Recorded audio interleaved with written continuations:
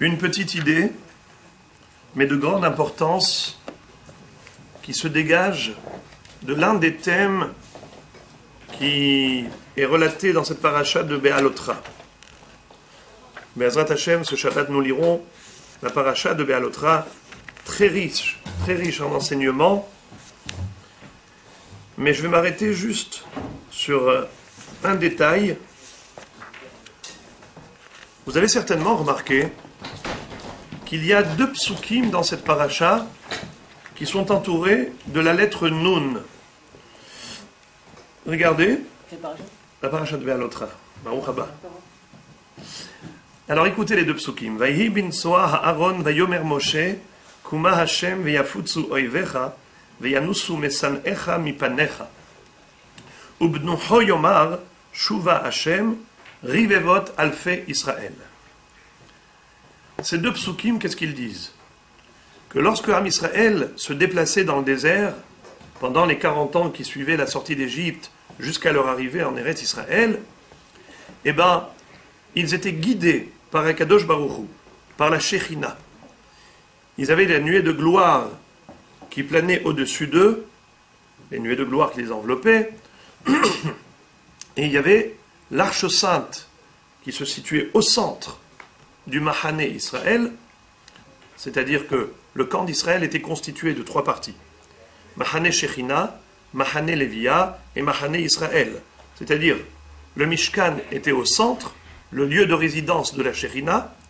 Autour du Mishkan, on avait les 4 familles de Shevet Lévi, Moshe Rabbeinu, Aaron Cohen devant, avec leurs enfants, leurs familles. Et dans les 3 autres côtés, Gershon, Kehat et Merari. Autour du camp des Lévi'im, on avait le camp d'Israël, c'est-à-dire les 12 tribus. 3 de chaque côté des 4 points cardinaux, au nord, au sud, à l'est et à l'ouest. Lorsque Am Israël devait se déplacer, ils avaient le signe, un signe céleste, un signe divin, le Aaron HaKodesh, qui était devant. Vous allez me dire, mais Aaron, mais il était à l'intérieur, on a dit, comment il était devant? Il y avait 2 Aaronotes. L'un qui contenait les tables de la loi, les deuxièmes, les dernières, celles qui étaient entières, et un autre Aaron qui contenait les premières, celles qui ont été brisées. Parce que vous le savez, que Moshe Rabbeinu, quand il est descendu du ciel avec les tables de la loi, le 17 Tammuz, il a constaté la faute du veau d'or et il a brisé, il a jeté les Luchot Aberit au pied du mont Sinaï. Elles ont été brisées. Elles ont été récupérées et placées dans un Aaron spécial qui était devant le clan d'Israël. Et c'était ce Aaron-là qui guidait Israël. Comme il est écrit... Pourquoi ces pierres-là, elles ont une valeur, les pierres... Absolument. Parce que vous avez dit que les lettres elles étaient enlevées pour mettre dans les... Oui, mais c'était des pierres qui ont été données par Akadosh Baruch Hu. Ah, et les autres, non? Absolument. Je lis le pasuk. Vaïsrou mehar Hashem derech sheloshet yamim va'aron berit Hashem nosea lifnehem derech sheloshet yamim latur lahem menucha. Va'anan Hashem alehem yomam benosa'am min hamachane. Le pasuk qui vient juste après, c'est ce pasuk qui nous dit que au moment où Am Israël voyageait, Vayhi bin soa Aaron, lorsque l'Arche Sainte avançait, laquelle arche? Pas celle qui se trouve au centre. Je répète qu'il y en avait 2. C'est la deuxième qui était devant le Mahane Israël, qui contenait les tables brisées. C'est Rashi qui explique cela. Vayomer Moshe. Alors Moshe Rabbeinu s'adresse à Dieu en disant: Kuma Hashem, lève-toi éternel, veyafutsu oivecha, et que tes ennemis s'éparpillent, se dispersent, veyanusu mesanecha mipanecha, et que tes ennemis fuient devant ta face, se sauvent et s'enfuient de devant toi. Qui sont les ennemis d'Akadosh Baruch Hu? Chachamim nous disent que ce sont les ennemis d'Israël. Puisque Am Israël, c'est le peuple d'Akadosh Baruch Hu, les enfants de Dieu, celui qui est qui a de l'antisémitisme, qui a de la haine pour Israël, indirectement, c'est de la haine pour Akadosh Baruch Hu. Ubnu ho yomar, shuva Hashem rivevot alfi Israël. Et lorsque l'Arche Sainte s'arrêtait, là Moshe Rabbeinu s'adressait à Dieu en disant, Hashem, repose-toi et installe-toi au sein des milliers de myriades d'Israël. C'est-à-dire qu'un Israël constitué des milliers et des myriades, mais en fait, Chachamim nous disent que pour que la Shekhinah puisse résider au sein d'Israël, il faut qu'il y ait un minimum de 22 000 personnes. Rivevot, alfé. Revava, c'est égal à 10 000, une myriade. Revavot au pluriel, c'est 2 fois 10 000, ça fait 20 000. Alfé, LF, c'est 1000. Alfé, c'est un minimum de pluriel qui fait 2000. Donc ça fait 22 000. Pour qu'il y ait la Shekhinah au sein d'Israël, il faut un minimum de 22 000 personnes. Et grâce à Dieu, on est bien plus et qu'on soit toujours davantage. Maintenant, la question que je vais vous poser, c'est de savoir pourquoi est-ce que nous avons la lettre Nun renversée avant et après ces deux psukim. Quel est le sens de cette lettre qui apparaît ici en plein milieu du texte? Rashi nous explique que ces deux psukim-là, en réalité, leur place initiale se trouve dans le début de Parashat Bamidbar, où on parle là-bas du sujet des voyages d'Israël dans le désert, les différents périples, les différents déplacements. Et c'est là-bas qu'on aurait dû dire Vaïhi bin Soa Aaron, Vayomer Moshe, Kuma Hashem, et ainsi de suite. Et non pas ici dans Parashat Be'alotra. Qu'est-ce que ça fait au milieu de Parashat Be'alotra? Justement, parce que ces psukim n'ont pas leur place ici, qu'ils ont été entourés de la lettre Nun, pour nous dire que c'est comme si c'était des parenthèses, des crochets, et ces deux psukim sont entre deux crochets pour dire la place de ces psukim n'est pas là. Alors pourquoi est-ce qu'ils ont été insérés en plein milieu, introduits dans cette paracha de Be'alotra? Mais Chachamim nous explique pourquoi. Dans Maseret Shabbat, Kedé le'afsik ben pour'anut le pour'anut. C'est pour marquer une interruption entre un malheur et un autre malheur. Qu'est-ce que ça veut dire? Ici, dans cette paracha de Be'alotra, la Torah va nous raconter l'histoire de 3 tragédies, de 3 malheurs qui se sont déroulés à l'époque du Midbar. À l'époque où Israël se trouvait dans le désert après la sortie d'Égypte, il y a eu 3 drames. Et ces catastrophes qui ont eu lieu, la Torah n'a pas voulu les raconter consécutivement. Pourquoi? Parce que le chiffre 3 est symbole de régularité. Or, la Hachem ne veut pas que le malheur soit quelque chose de régulier au sein du peuple juif.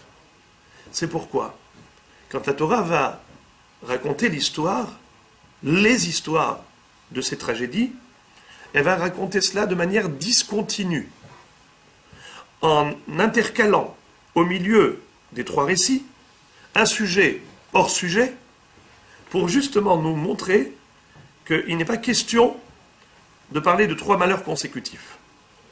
Il faut interrompre le récit en intercalant un sujet qui n'a rien à voir ici.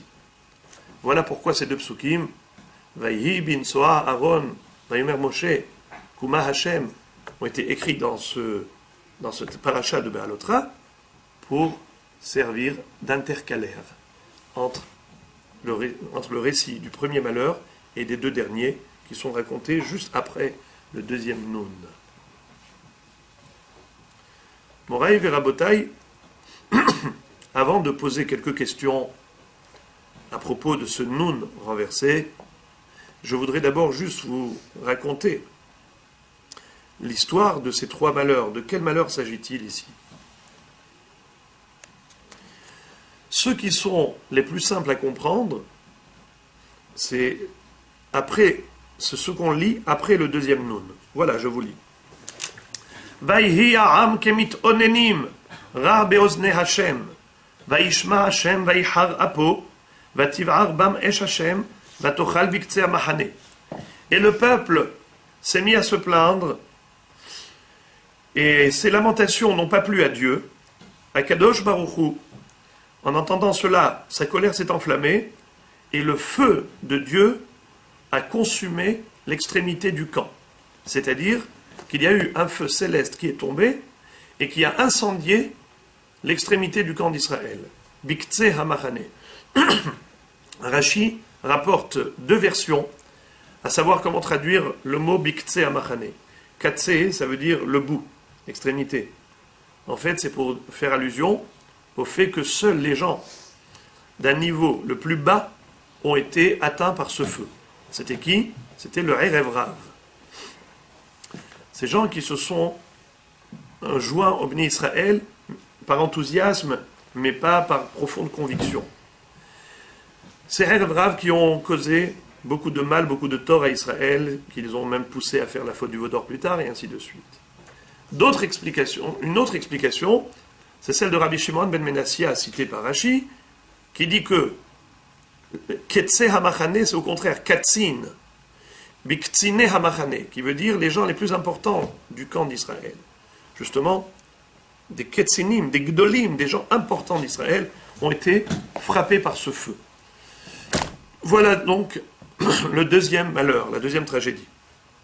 Troisième, c'est l'histoire de la manne. Lorsque les Bnei Israël se sont plaints de la manne, ils ont dit on a marre de manger constamment, au quotidien, tous les jours, de la manne, ça suffit. On se souvient du poisson qu'on mangeait gratuitement en Égypte. Zacharnu et adaga asher nochal b'mitzrayim chinam, et akishuim, et avatihim, et hatzir, et betzalim, et shumim. On mangeait des oignons, de l'ail, toutes sortes d'épices qui relevaient l'aliment. Ve'ata, et maintenant, nafshenu yevesha, notre âme est sèche, elle est desséchée. Enkol, on n'a rien du tout. Bilti el aman enenu, on n'a que de la manne céleste à manger. Après, la Torah nous décrit la magnificence de la manne, que c'était un repas céleste, une nourriture divine qu'Akadosh Baruch Hu nous a envoyé, qui avait tous les goûts, qui avait en effet tous les goûts. Mais pourquoi est-ce que ça n'avait pas le goût des épices, ni la harissa, ni la moutarde? Pourquoi? Chachamim nous disent que, étant donné qu'une femme enceinte qui allaitait, pardon, je me suis trompé, une femme qui allaitait son bébé, si elle pensait à retrouver dans la manne le goût de ces épices piquantes, eh bien le bébé allait avoir dans le lait maternel le goût du piquant, ce qui est désagréable pour le bébé. C'est pour cela qu'Akadosh Baruch Hu n'a pas donné la possibilité de retrouver ces goûts dans la manne. Mais sinon, à part cela, tout le monde pouvait goûter tous les goûts dans la manne. Quelqu'un qui avait envie du goût de poulet rôti, des frites, et ben voilà, il trouvait ça dans la manne. Les amis, pourquoi les Béné Israël se sont plaints? On veut de la viande, on veut de la viande. Akadosh Baruch Hu a dit, Moshe Rabbeinu, ils vont avoir de la viande. De la caille, c'est une sorte de volaille très très bonne, mais ça ne leur a pas porté bonheur. Lorsqu'ils ont mangé, ils se sont retrouvés étouffés, asphyxiés lors de la consommation de la caille, parce qu'ils l'ont très mal demandé. Ils ont cherché à se lamenter inutilement, parce qu'est-ce qu'il leur manquait de la viande? Pas du tout. Ils sont sortis avec des troupeaux. Souvenez-vous l'histoire de Bnei Gad et Bnei Reuven, qui étaient très riches en troupeaux, donc ils avaient de la viande s'ils voulaient. Pourquoi ils se sont plaints? Rachid dit, Alila hayom evakshim. Ils cherchaient la petite bête pour trouver une bonne raison de se plaindre. Les gens qui cherchent à se plaindre, ils trouveront toujours quelque chose à dire. Rabotai, je sais que vous avez une question. Quand ils ont dit on mangeait du poisson gratuitement en Égypte, est-ce possible qu'on leur donnait du poisson gratuitement, mais même de la paille pour mélanger aux briques dans le mortier? On ne leur donnait pas gratuitement. Il fallait qu'ils aillent travailler très dur. Est-ce possible que les Égyptiens les gâtaient autant en leur donnant du poisson gratuit? En fait, Chachamim disent que c'était Chinam min ha-mitzvot. Bravo Yonatan. C'est qu'en réalité, la différence entre avant et après Matan Torah, c'est que après Matan Torah, notre situation matérielle dépend de notre niveau spirituel. On fait la Torah et les mitzvot, on réussit. On désobéit à Hachem, et bien, chas v'shalom, ça transparaît immédiatement au niveau de notre situation matérielle, physique. Tout de suite, on a des problèmes. Im bechukotai telechu, vous marchez dans mes lois, dans mes voies, et bien, à partir de ce moment-là, venatati gishmechem be'itam, je vous donnerai la pluie en abondance, vous aurez toutes les bénédictions. Sinon, chas v'shalom, eh ben, c'est le contraire. Il y a de la sécheresse, il y a des problèmes. Am Israël n'ont pas supporté cette situation post-Matan Torah. Parce que avant Matan Torah, quand ils étaient en Égypte, leur situation matérielle ne dépendait pas des mitzvot, ne dépendait pas de leur accomplissement de la Torah, parce qu'il n'y avait pas de Torah. En Égypte, ils étaient libres, en quelque sorte, des mitzvot de la Torah. Ils n'avaient pas d'obligation. C'est pourquoi ils se plaignaient d'être aujourd'hui contraints à servir Dieu en quelque sorte. Incroyable. C'est pourquoi ils ont eu une sanction très grave. Habassar odenu ben shinehem, pendant qu'ils mangeaient de la caille et qu'ils avaient encore cette viande dans la bouche, qu'est-ce qui s'est passé à ce moment-là? Hein?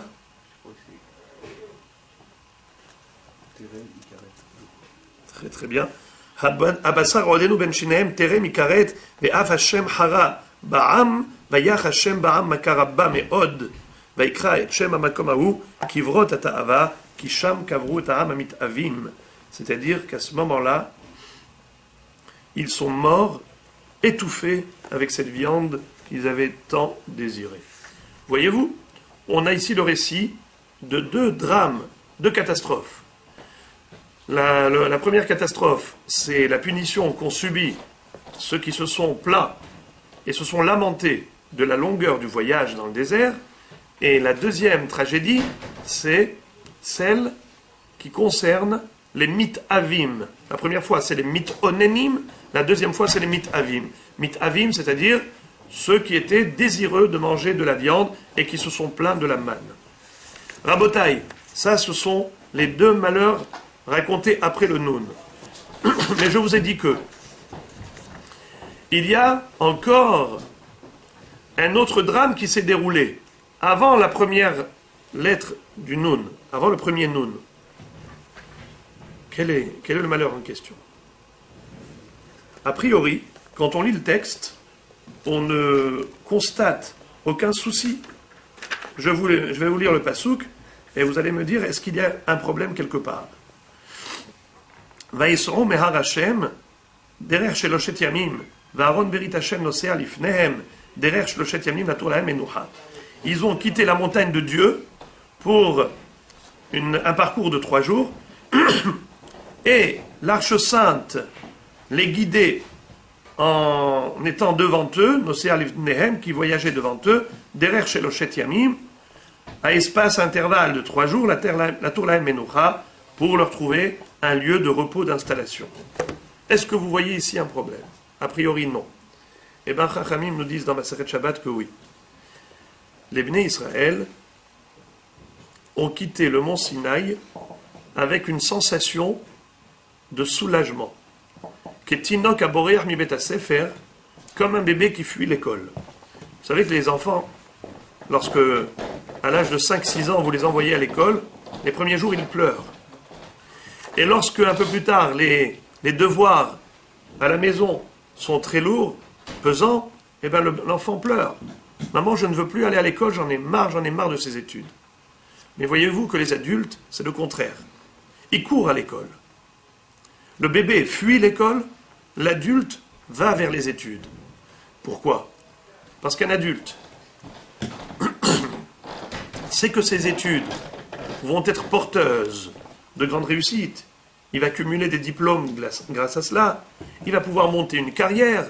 Il va pouvoir réussir sa vie sur le plan matériel grâce à ses études.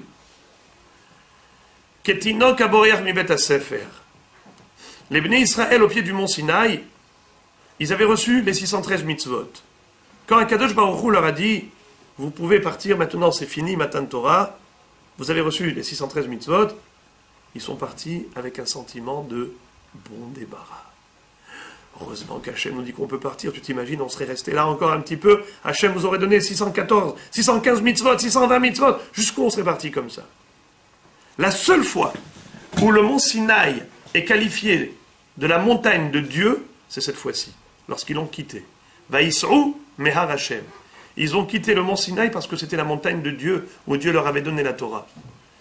L'expression de ce soulagement, ce sentiment de bon débarras qu'ils ont eu par rapport au don de la Torah, aux nombreuses mitzvot qu'ils ont reçues ici, a fait en sorte que malheureusement, quelle est la sanction qu'ils ont eue? Ramban Nachmanide nous explique que la sanction c'était qu'ils n'ont pas pu rentrer immédiatement en Eretz Israël, ce qui a entraîné d'autres fautes qui ont été fatales pour le peuple juif, qui ont été très graves. Tout cela parce que ils n'ont pas su apprécier les mitzvot. Or, Eretz Israël nous est offerte justement pour nous donner l'occasion d'accomplir là-bas des mitzvot qu'on ne peut pas accomplir dans la diaspora. C'est là-bas qu'on a le Beth Amikdash, avec toutes les mitzvot des Kohanim. C'est là-bas où on peut faire la mitzvah de la Shemitah, de la Teruma, du Maaser agricole, de la production agricole, et ainsi de suite. C'est-à-dire que l'ensemble des mitzvot de la Torah ne peuvent être accomplis qu'en Eretz Israël et pas ailleurs. Oui. Vous avez dit qu'il y avait, avant le Noun, il y avait un épisode, on va dire, tragique, et après le Noun, il y avait 2 épisodes tragiques. Pourquoi on ne rajouterait pas un 3e épisode tragique après le Noun, dans la paracha de Shelach Lecha avec les explorateurs qui médisent sur la terre d'Israël? Oui, mais ici, dans le récit de la Torah, dans Parashat Be'alotra, où la Torah nous raconte cela, par rapport à ces 3 épisodes, justement, elle a interrompu les 3 récits par un sujet hors sujet. Pour justement ne pas raconter 3 fois des malheurs qui sont survenus au sein d'Israël, afin que le malheur ne soit pas quelque chose de régulier au sein du peuple juif. Et donc la séparation, en fait, avec les deux tragédies, après le Noun et la paracha Shelach Lecha, c'est justement le changement de paracha, en fait. Non, oui, après ça, on a d'autres sujets qui ne sont plus l'histoire de tragédie, n'est-ce pas? Après, c'est Myriam qui médit sur... Ouais, oui. Donc on parle de Myriam, on parle d'abord de Eldad et Médad. C'est une tragédie, ça, non? Pourquoi? Parce qu'ils avaient prophétisé, et même Yoshua, il avait dit de les Kélahem, il leur a dit de les détruire. Yoshua l'a mal pris. Mais Moshe Rabbeinu a dit Miten ve'aya kol ha'am Hashem nevi'im. Mais c'était quoi cet épisode, en fait? C'est qu'ils ont prophétisé. L'histoire de Eldad et Médad, je vous raconte entre parenthèses, c'est lorsque Moshe Rabbeinu s'était plaint envers Dieu en disant je ne peux plus être tout seul dans la prise en charge du peuple juif. Gérer ce peuple, c'est très lourd, c'est très difficile pour moi. Ils se plaignent et se lamentent non-stop. J'aurais souhaité être épaulé. Hachem va lui dire, eh bien réunis 70 personnes. Espali Shivaim Ish. Mais 70 personnes, de parmi 12 tribus, comment tu fais ça? 5 fois 6 égale 72. Si tu prends 6 personnes par tribu, tu arrives à 72. Or, Hachem lui a dit 70. Alors, qu'est-ce qu'il fallait faire? Il fallait écrire sur 72 papiers, juste sur 70 des 72, on allait écrire Zaken, parce qu'il fallait 70 Zekenim. Zaken, c'est un ancien Chacham, un sage. Et 2 papiers devaient rester halak, vide, blanc. Et chacun des 72 Chachamim devait prendre un papier. C'était ça le Goral. Celui qui avait le papier où il écrit Zaken, c'est qu'il était élu. Ceux qui avaient pris un papier blanc, c'était un vote blanc. C'est-à-dire qu'ils n'avaient pas donc ils n'ont pas été désignés. Eldad et Médad, d'emblée, ils ont dit, nous, on ne veut pas rentrer dans le concours, dans la concurrence. Nous, on s'exclut. On veut rester dans le Machané. Laissez les 70 Ekenim qui soient de facto désignés. De par leur Hanava, grâce à cette humilité dont ils ont fait preuve, ils ont mérité que Hachem les rende prophètes, et ils ont prophétisé tout en étant dans le Machané. Bon, je ferme la parenthèse pour revenir à notre sujet. J'ai ici, Moraï Verabotaï, 4 questions. 4 questions par rapport à ces 2 nouns renversés qui servent de parenthèse pour ces deux psukim de Vaï Binso Aaron, qui ont été spécialement insérés dans cette paracha de Béalotra, non pas parce que c'était du sujet, mais c'est justement pour servir d'hors sujet afin de séparer le récit et de le diviser en 2 pour ne pas raconter consécutivement 3 tragédies, 3 malheurs. Parce que le chiffre 3 est symbole des régularités et Hachem ne veut pas que le malheur s'installe au sein du clan d'Israël. Voici les 4 questions que je vais vous poser. Premièrement, si les lettres Nun servent de parenthèse uniquement, pourquoi est-ce qu'on a choisi la lettre Nun? Pourquoi est-ce qu'on n'aurait pas pris la lettre Bet, par exemple? Aussi, ça a une forme de parenthèse de crochet. Ou le Lamed. Pourquoi le Nun? Le Kaf. Ou le Kaf. Pourquoi le Nun? Deuxième question. Si tu veux choisir la lettre Nun en tant que parenthèse, alors pourquoi la renverser? Pourquoi la retourner? Autant l'écrire normalement. C'est un Nun renversé. Troisième question. Pourquoi est-ce qu'on a choisi spécialement ces 2 psukim? Vaïhi bin Soa Ha'aron, Vayomer Moshe.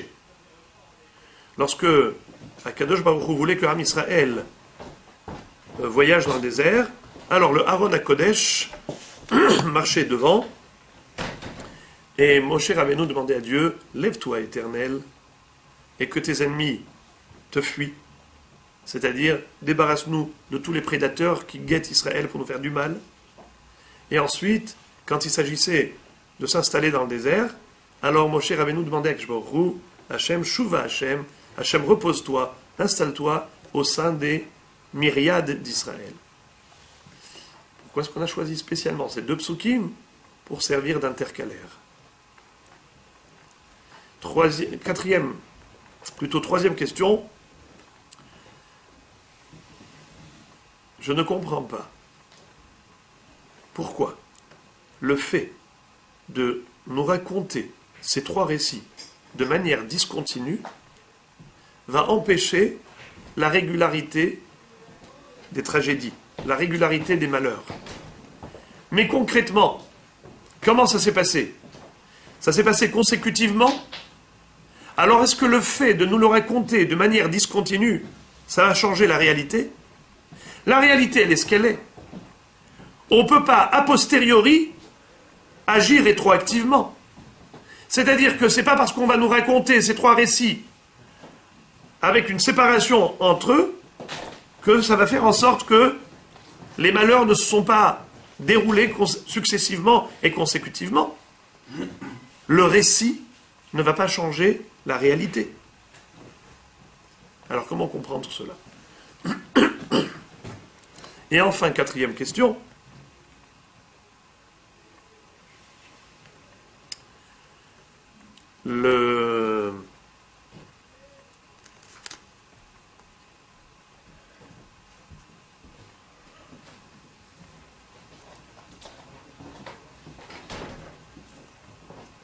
Donc je récapitule les 4 questions.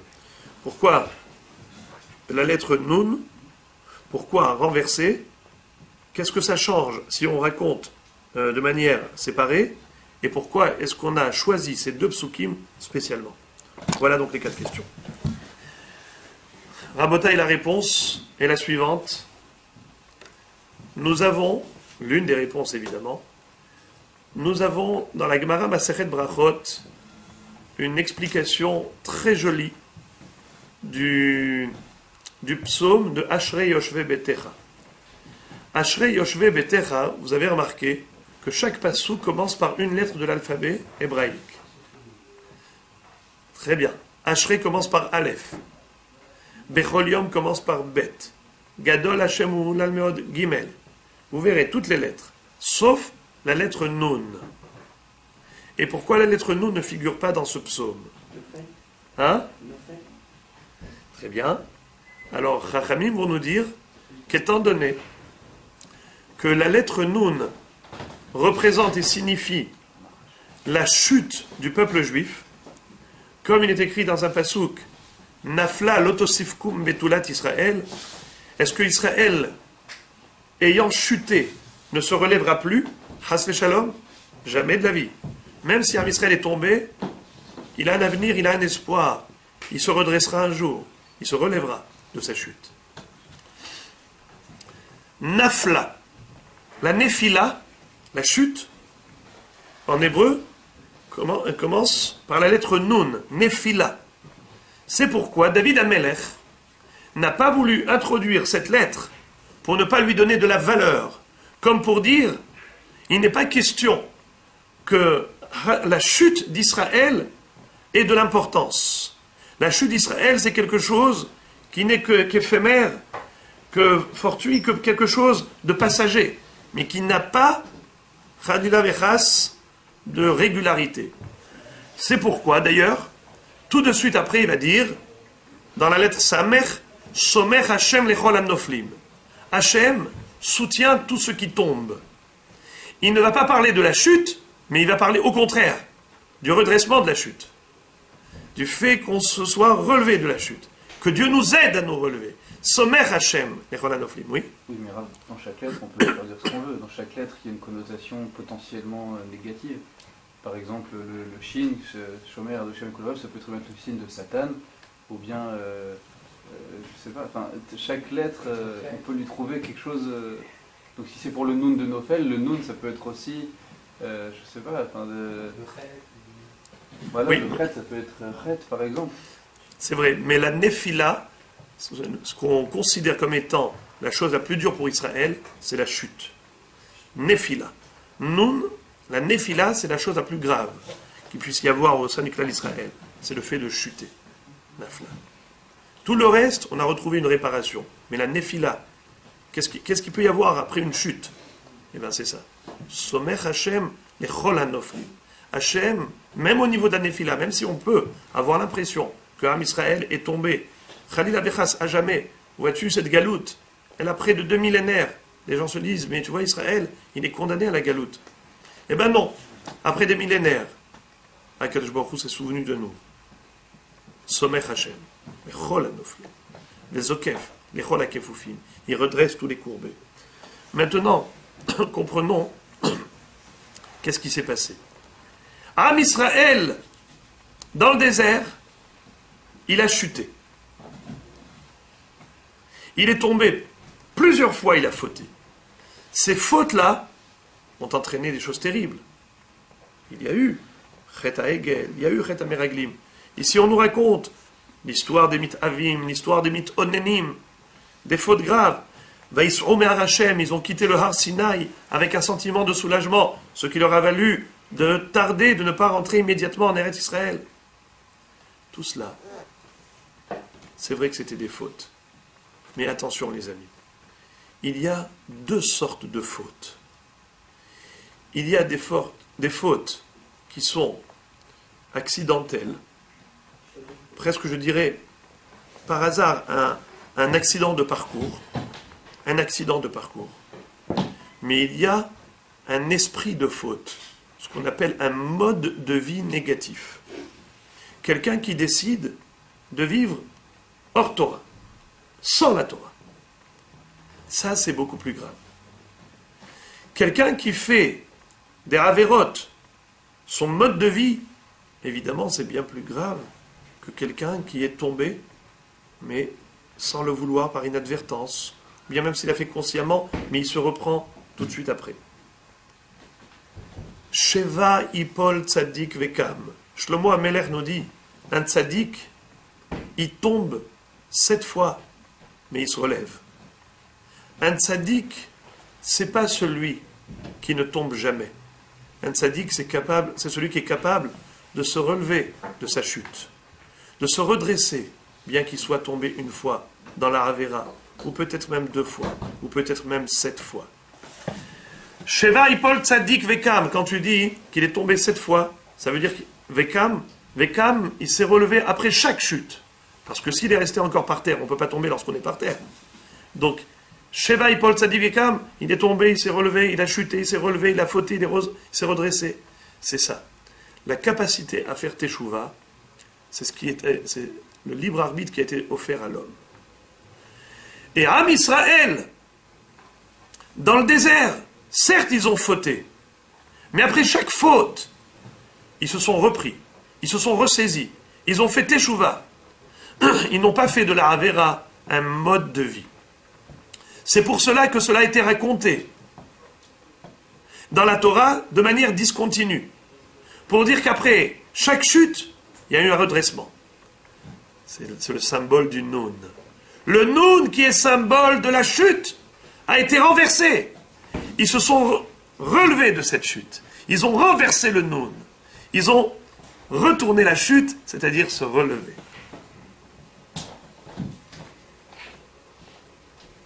Am Israël ne s'est pas inscrit dans une démarche négative comme étant un mode de vie choisi, comme étant l'objectif de leur vie. Jamais. À chaque fois qu'ils ont fauté, c'était un accident de parcours. Tout de suite après, ils faisaient Teshuvah. Ça change tout. Donc même si chronologiquement parlant, ça s'est déroulé consécutivement, mais au niveau de l'esprit, il y avait interruption entre une faute et une autre, c'est-à-dire, ils ont fauté, ils ont fait Teshuvah, et puis ils ont pu retomber encore une fois, mais ils ont refait Teshuvah immédiatement après. C'est ça, Moray Verabotai. Ce qu'il faut comprendre, c'est que dans la vie, même s'il nous arrive parfois de glisser, mais ne pas se complaire dans cette situation négative, ne pas vouloir rester là-dedans, tiens, j'ai déjà fait une Avera, je suis perdu, allez, Kacher Avati, Chas Veshalom, je suis perdu, allez, allons-y jusqu'au bout de la chute. Jamais. C'est connu. Par exemple, les tuiles, on les met pas un jour, 2 jours, après on s'habitue à plus les mettre. Ça peut être très grave. C'est Avera, Goreret, Avera. Une Avera entraîne une autre. Il ne faut surtout pas ne pas tomber dans cette spirale de déclin spirituel, dans ce cercle vicieux.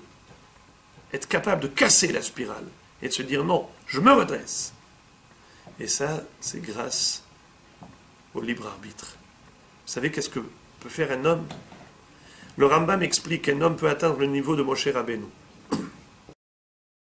Reshut netuna lechol adam yot tzaddik ke Moshe Rabbeinu. O Racha ki Yerovam ben Nevat. Un homme peut être tzaddik comme Moshe ou Racha comme Yerovam ben Nevat. Moshe Rabbeinu, c'est celui qui a entraîné tout Israël à la Torah, qui a été l'intermédiaire pour la transmission de la Torah. Yerovam ben Nevat, c'était un roi d'Israël qui a entraîné tout le peuple à l'idolâtrie. On peut être le plus grand tzaddik, on peut être le plus grand Racha. Reshut netuna lechol adam. C'est un droit qui est offert à tout un chacun. Entre parenthèses, vous allez me dire, ouais, on peut être tzaddik comme Moshe Rabbeinu. Il faut se lever tôt. Il ne faut pas rêver. Moshe Rabbeinu, c'était un être d'exception. Réponse, être comme Moshe Rabbeinu, c'est-à-dire tzaddik comme Moshe Rabbeinu. C'est sûr qu'on n'a pas les outils de travail qu'avait Moshe Rabbeinu. Moshe Rabbeinu est monté 3 fois au ciel. Moshe Rabbeinu était d'un niveau qu'on ne peut même pas imaginer. Mais on peut être tzaddik comme lui, ça veut dire quoi?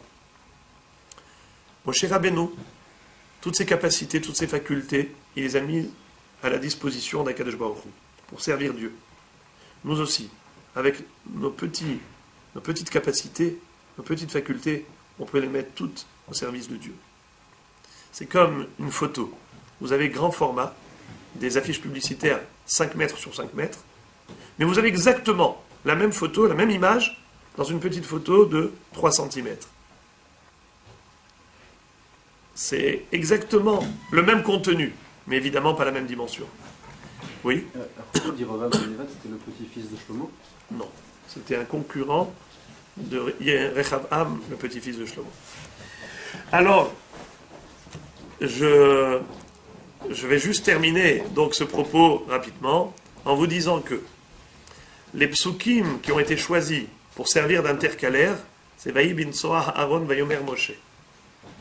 Moshe va dire à Dieu, lève-toi éternel, quand il fallait voyager, repose-toi et installe-toi éternel, lorsqu'il fallait justement cesser le voyage, s'installer.